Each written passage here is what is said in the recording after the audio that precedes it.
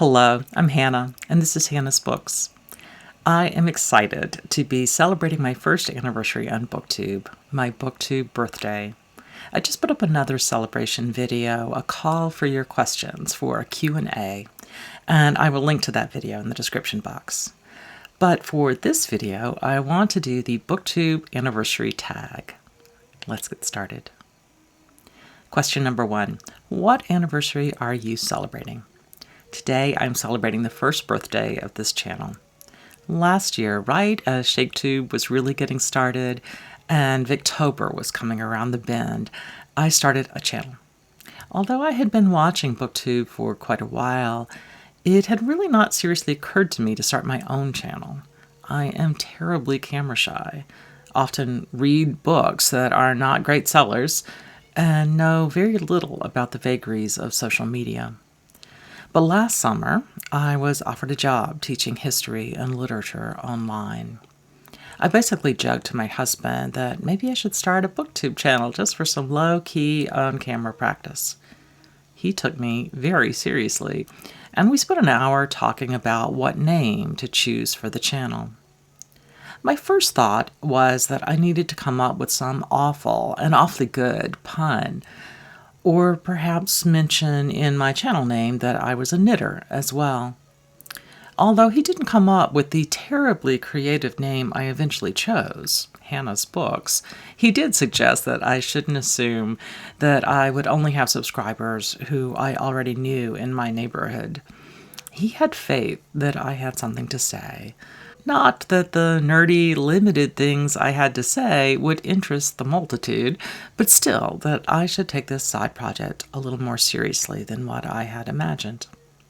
I started my channel on September the 7th by doing the Booktube newbie tag, and a week or so later I started laying out my Victober plans. Between those two videos, I suddenly had all these new friends, including a lot of folks who had largely nerdy channels that I had somehow missed before. It was the start of a whole lot of beautiful friendships. Question number 2. What genre or genres does your channel generally focus on? I read a lot of what I suppose would be called classics, especially from the early to mid 19th century to the early to mid 20th century, I guess, although certainly also from the older periods, like the ancient Greeks or whatever. I also read a bit more contemporary literary fiction, especially literature by African Americans.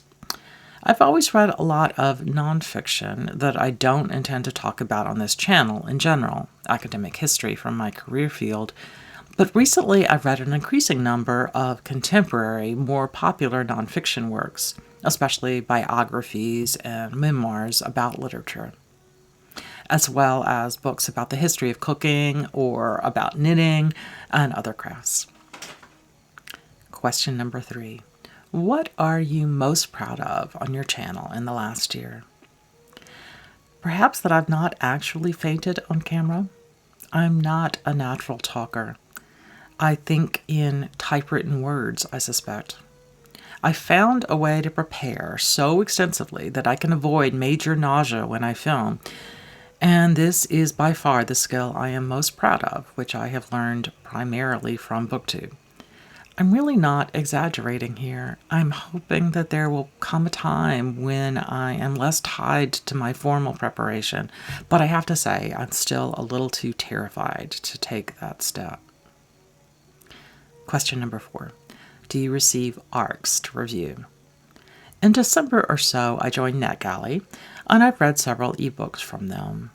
I also have received a few books very recently at my request, books that were finished copies and not ARCs from academic presses that had very recently published books I wanted to write an article about. I think one of the keys to getting those copies is that I've reviewed a few books for publication, Open Letters Review, rather than just having the channel Hannah's Books. More about that, I think, will be in my next tag.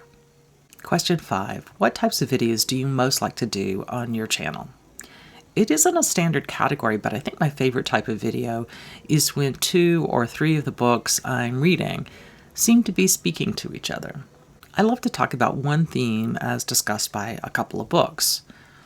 As for a real structure, I suppose it's the Cooking the Books series, where I talk about different cookbooks related to literature or to a racial or ethnic period about which I'm currently reading. The first edition, in fact, was a couple of cookbooks, especially about Shakespeare. I'll link to it below in the description box. Question 6. What types of videos do you like to watch on other people's channels? I like to watch all sorts of different kinds of videos, so it's a little bit hard to choose here. It depends on the channel, really. Basically, I love to watch when people really love to do the kinds of videos they're doing. If you love to talk about specific individual books, that'll mean you make a fabulous video. If you love doing Friday reads, it'll mean that works for you. If you prefer random, chatty catch-up videos about not only your reading, but your family and your crafting and your baking, I'm here for it. But honestly, if it feels like you're doing something because you think you have to in order to get subscribers, even though you kind of hate that style, I might turn off your video midstream. Question 7. Was there anything you tried on your channel last year that didn't work? Well, it doesn't work particularly well to have a global crisis that upends your household and your reading life. But I feel incredibly lucky that we all have found a way forward in that. For me, it means more nonfiction and more audiobooks than I've ever read before outside my academic field on the nonfiction. Thanks to all of you for not only supporting me as I've struggled through this weird year, but also set such amazing models of readers who also have to live in our world. Question number 8. Is there anything you've done on your channel last year that you won't continue doing next year? I don't think so. So on that note, just a warning, although I occasionally post things that are not nerdy, if you're here for that kind of stuff, you'll have a whole lot of other videos to wade through. As Shakespeare might say, I know I am not for all markets. Question 9. Is there anything that you plan to do more of this year? Although I might not start it until January, I think I want to move towards a less random schedule.